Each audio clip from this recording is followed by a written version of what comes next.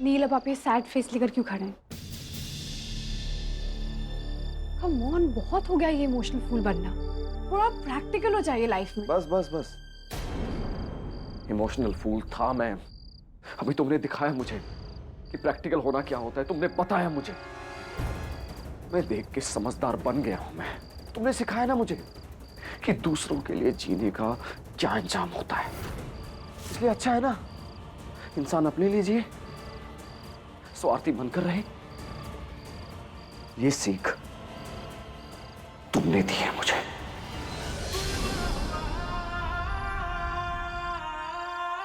Bye.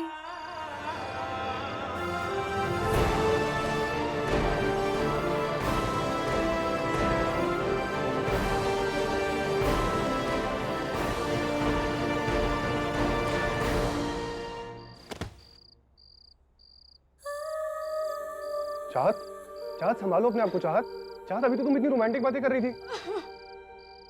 चलो उठ, इस शाम को यादगार बनाएंगे हम। चलो उठो। आई एम सॉरी साहिब, मैंने तुम्हें यहाँ बस इसलिए बुलाया था ताकि मैं नील को अलका से शादी करने के लिए मजबूर कर पाऊँ। वो बच्चा श्लोक, उस बच्चे का दिल नहीं टूटना चाहिए। पता नहीं क्यों, लेकिन उस बच्चे से अजीब ही रिश्ता है मेरा। मैं उस बच्चे की आंखों में आंसू नहीं देख सकती साहिब। लेकिन चाहत, तुम मेरे साथ ऐसे कैसे कर सकती हो? आई एम सॉरी साहिब, लेकिन मैं मजबूर थी।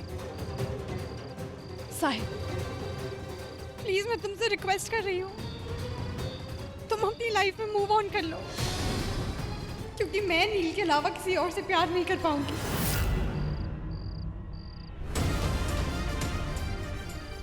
आज के बाद से तुम अपने रास्ते और मैं दुआ को लेकर अपने रास्ते निकल जाऊंगी। पता नहीं कहाँ चला गया है बिन बताए। दादू दादू, आपको कुछ पता है मास्टर जी कहाँ है? मुझे क्या पता होगा बेटा, मुझे कौन सा बता के जाता है। लेकिन मैं जानती हूँ कि नील भैया जी कहाँ है। भगवान करे आज उनके और चाहत के बीच के सारे गिले शिकवे मिट जाएं और वो उसे अपने साथ अपनी पत्नी बना के वापस लेकर आए।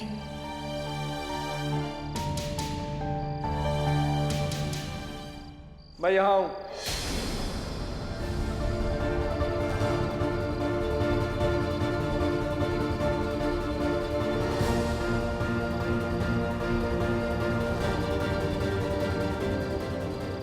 लाटे, कहाँ चला गया था? फिक्र हो रही थी तेरी। घर की बहू लाने गया था मामी। इसका मतलब बात बन गई। नील भैया जी चाहत को लेकर साथ आए हैं। आ जाओ।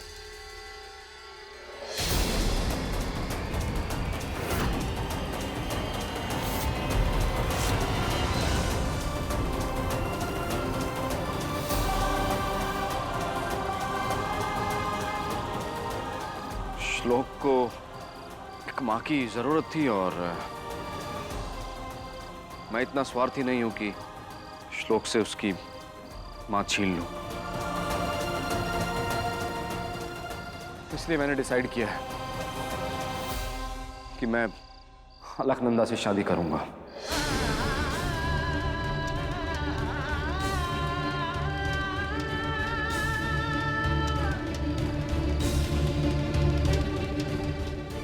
उस गैर मजहबी आदमी से प्यार करके मैंने अपनी जिंदगी में सबसे बड़ी गलती की थी। जिन यादों को मैंने दिल में बसा रखा था, उन यादों को मैंने हमेशा के लिए अपने दिल से निकाल फेंका है।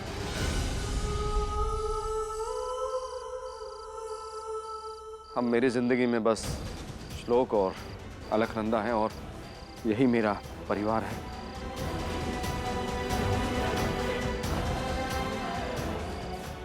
लेकिन ये कैसे हो सकता है कहाँ चाहत?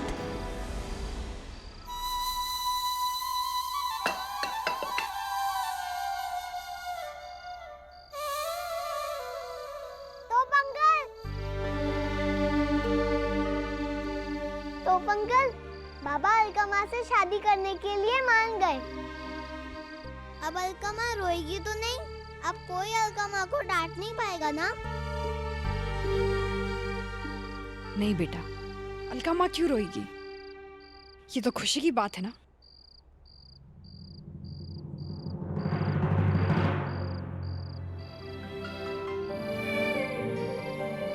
मुबारक हो साहब जी, मुबारक हो अलका मैडम।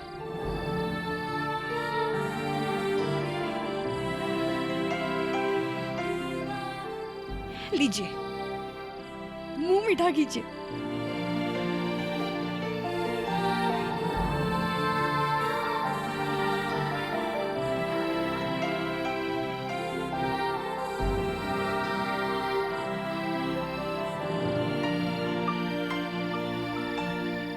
अलका माँ, अब आप और बाबा हमेशा के एक हो जाएंगे ना?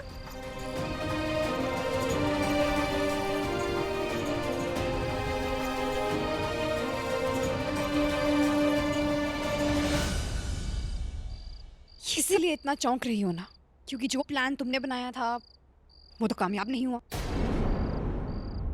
निकली तो थी मैं अलकनंदा से मिलने, लेकिन एन मौके पर मुझे तुम्हारे प्लान के बारे में पता चल गया। क्या नाम बोला था नवेली ने? पोर्ट गोवा। ओह नो, कहीं वहां पहुंचने से पहले मैं नाम ना भूल जाऊं। एक काम करती हूँ, कहीं लिख लेती हूँ।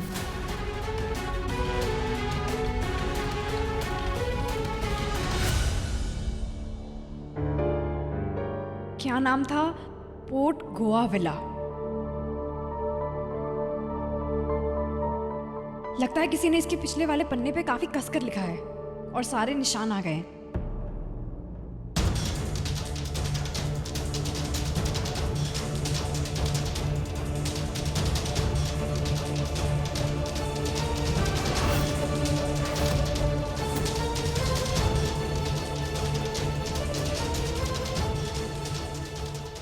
या अल्लाह, मेरे नाम से खत। इसका मतलब नवेली जानबूझकर मुझे और नील को मिलवाना चाह रही है। सॉरी नवेली, लेकिन तुम्हारा प्लान कामयाब नहीं हो पाया। क्यों चाहत?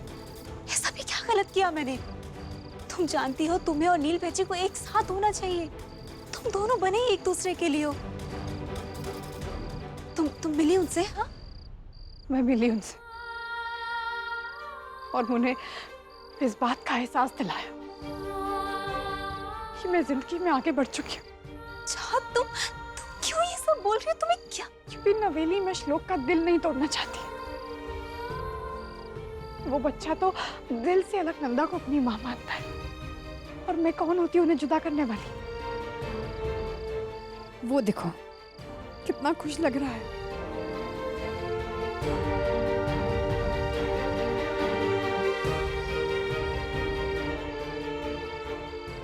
और वैसे भी मोहब्बत फर्ज से बड़ी नहीं होती नवेली।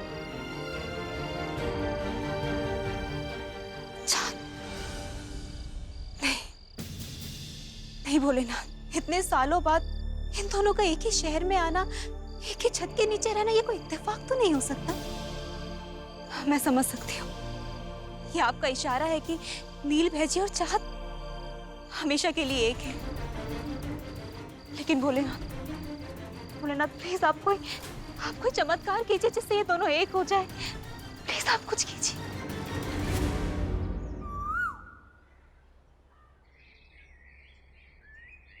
ए तोप सिंह, ये रंगोली बनी कि नहीं? अरे ये सुबह पूछा था कि रंगोली बनानी आती है तो बोला आती है, और अभी तक नील और अलकू के नाम की रंगोली नहीं बनी है। ये तेरे हाथों में भी मेहंदी लगी है क्या? नहीं नहीं मैडम जी, बना रहा हूँ। हाँ जल्दी जल्दी हाथ चला।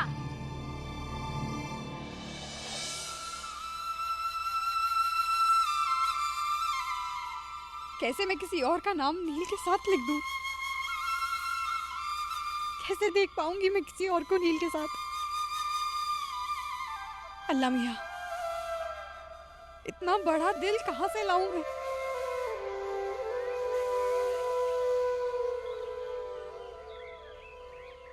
हाय हाय, ये क्या कीड़े मकोड़े बना दिए हैं तूने? हैं? ये अभी तक हल्दी की तैयारी भी नहीं की है तूने? ये ध्यान कहाँ है तेरा?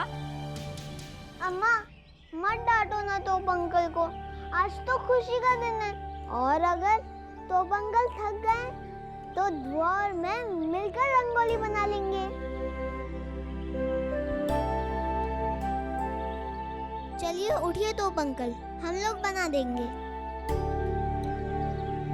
चलो ठीक है, लेकिन अच्छी बनाना है। ठीक है अम्मा। ए, फूलों की डेकोरेशन करनी है, वो आएगी कि नहीं तुझे? ये देखिए खाली जगह पड़ी है, यहाँ फूल लगा देना है। जल्दी करना।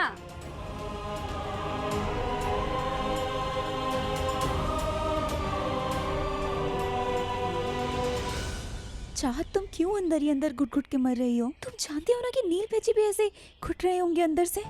रोक क्यों नहीं देती है शादी? सबको सच्चाई बता क्यों नहीं देती चाहत?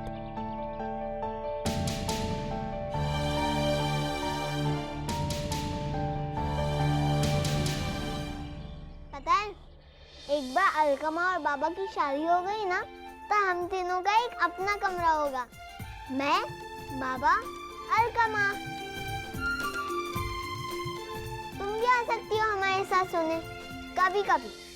नवेली, मुझे तो इस टूटे हुए दिल के साथ रहने की आदत हो गई है, लेकिन ये बच्चा, इसका दिल नहीं टूटना चाहिए। इसका तो सपना है कि नील और अलगू की शादी हो जाए। और वैसे भी मैं इस घर की वैसी बहू नहीं बन पाऊंगी जैसी बाबा चाहते हैं। यहाँ घर वालों के लिए मेरा और नील का प्यार बेमिल है नवेली, लेकिन चलो, इस बात की तो खुशी है कि अलगू नील को बहुत खुश रखेगी, उसे बहुत प्यार करेगी वो। शर्मा क्यों रही है? चल।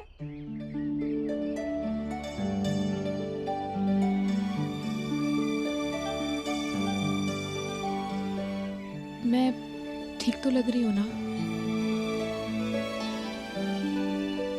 नहीं नहीं मैडम जी, और तुसी बहुत चंगी लग रही हो। हाँ बस एक कमी है। अजीब, रुकिए जी, ये काला टीका।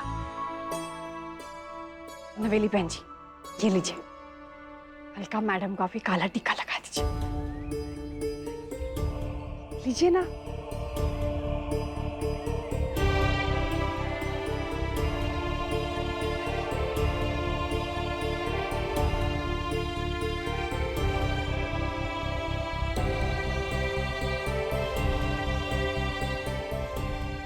अब सब तैयारियां हो गई ना अम्मा, तो अब जल्दी से बाबा को बुलाओ और जल्दी से शादी कराओ।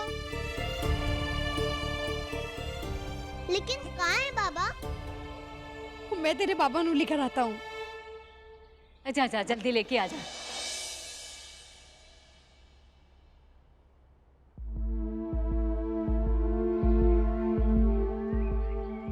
हे भोलेनाथ, अब आप ही कुछ कीजिए, किसी तरह शादी को रोक दीजिए। नील भेजी की खुशी सिर्फ चाहत के साथ है, प्लीज।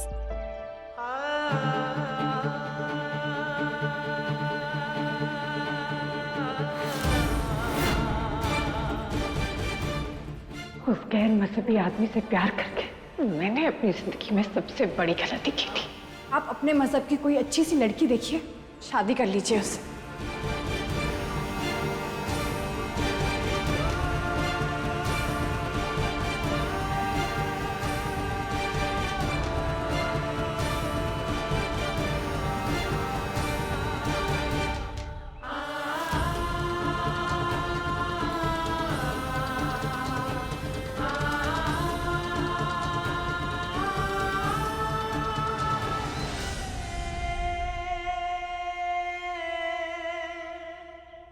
साहब जी, आप मेरे साथ चलिए ना। कहाँ? अभी हल्दी की रस्म में टाइम है ना, पता है मुझे, लेकिन अभी कहाँ? नहीं नहीं साहब जी, हल्दी की रस्म के लिए नहीं ले जा रहा, कहीं और ले जा रहा हूँ। चलिए। कहाँ लेकिन? आप चलिए ना, आइए साहब। साहब जी आइए। सरदार तू ये छत पर क्यों लेकर आया मुझे? मैंने पता लग रहा है कि आप कितने परेशान हैं। ये जो आपका दिल है ना, इसमें कितना कुछ भरा हुआ है। मेरे दिल पर जो बीत रही है ना, तू तो क्या कोई नहीं समझ पाएगा यार। सबको लगता है मैं ऐसी लड़की का इंतजार कर रहा हूं जो मर चुकी है। लेकिन जानता है सरदार, वो लड़की मरी नहीं है, वो लड़की जिंदा है। उसने अपनी मौत का सिर्फ नाटक किया है। उसने मुझे धोखा दिया सिर्फ इसलिए कि वो साहिल के पास जा सके, उससे शादी कर सके। मुझे आज तक ये समझ में नहीं आया कि क्यों धोखा दिया उसने मुझे। कहाँ मेरा प्यार कम पड़ गया था। वो चली गई साहिल के साथ शादी करने के लिए, शायद इसलिए कि उसको अपने मजहब के किसी लड़के के साथ शादी करनी थी। पता है, जब मैंने उसको साहिल के साथ देखा तो ऐसा लगा कि छीन लूं उसको, कि ये मेरा हक है, लेकिन नहीं कर पाया। ओए सरदार, वो प्यार ही क्या हुआ? जिस प्यार में जबरदस्ती हो, जिस प्यार में छीनना हो, वो प्यार प्यार होता है क्या? नहीं ना।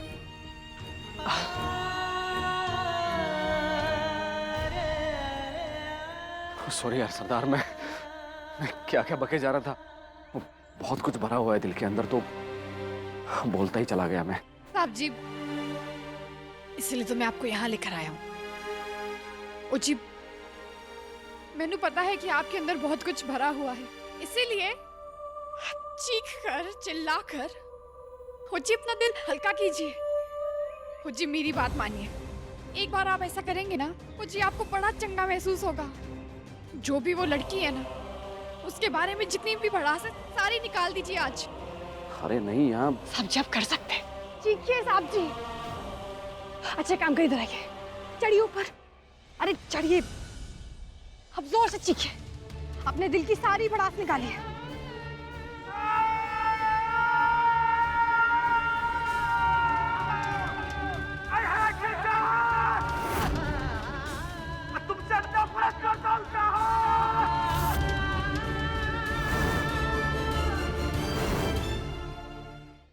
और जोर से चीखे, अपने दिल की जितनी भी भड़ास है सारी बाहर निकालिए। I hate you, चाहत!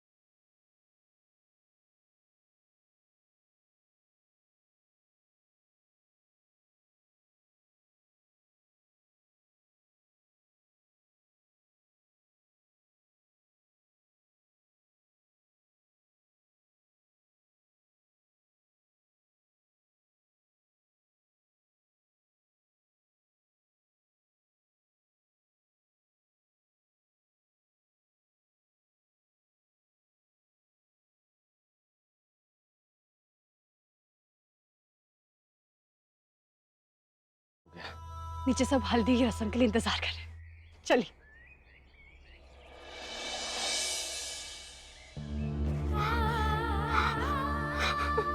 मेरी किस्मत में ऐसी मोहब्बत की लकीर क्यों बनाई अल्लाह मियां?